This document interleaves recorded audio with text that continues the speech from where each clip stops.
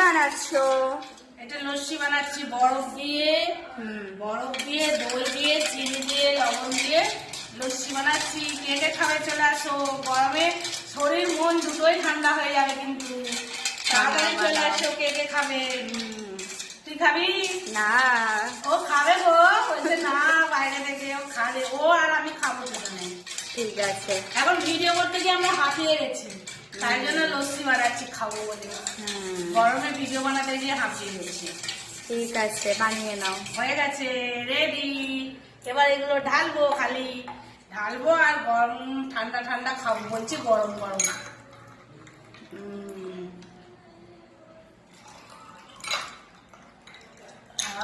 কি দারুন! এই দেখো, কে কে খাবে চলে আসো। খুব সুন্দর,